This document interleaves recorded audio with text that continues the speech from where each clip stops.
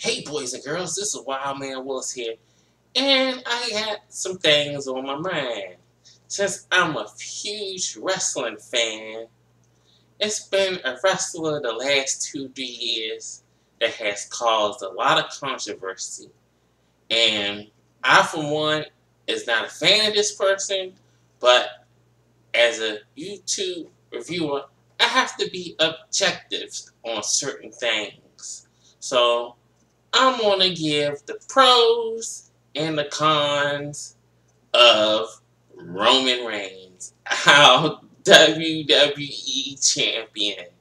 So I'm going to go into the good stuff that could happen with this guy, and then I'm going to go into the negatives that's going on with this particular wrestler. So let us start off with the positives. Few of the positives and upsides of Roman Reigns is he's young. He comes from a wrestling family that can help him out with his skill set and his promo skills if he chooses to use them. He doesn't look like he's too injury prone at the moment. Maybe because he hasn't had the wear and tear on his body because he's strictly came up in the WWE system. So that is a plus. And probably a lot of management's eyes at the moment. So I can understand that aspect of Roman Reigns. His appeal to some kids and some women also is a plus for him in his career. Even though right now he getting booed like hell, but that goes in the negatives. So we'll get into that one later. He could be a marketable star down the road. He has a personality to be a heel and a face. So that could work in his favor as long as they don't do too many flip-flop turns with him. And that's it to me with the positives of him. Let's go to the negatives.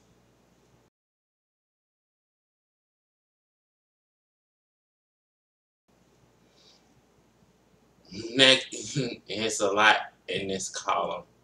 Number one, when he does his press interviews, when he's not under the watchful eye of WWE, he says a lot of ludicrous things, and that gets out to a lot of fans, especially the people, the smart internet fans that look into all the news on all the different wrestling websites and different wrestling podcasts.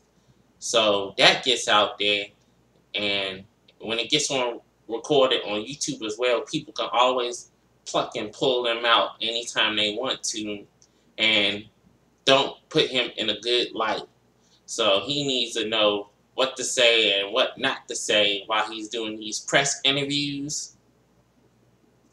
Another thing, he needs to work on his cardio because, wow, his cardio is not very well. You can see if he has anything longer than a 15-minute match, he gets blown up very fast. So that's something that you could notice big time while he's wrestling. And another thing, when you could tell when he's in the ring with veterans, the veterans lead him in the match. So that's not good. And when you can see him being leaded in the match, that is very, very obvious. Especially if you watch this year's WrestleMania match with Triple H.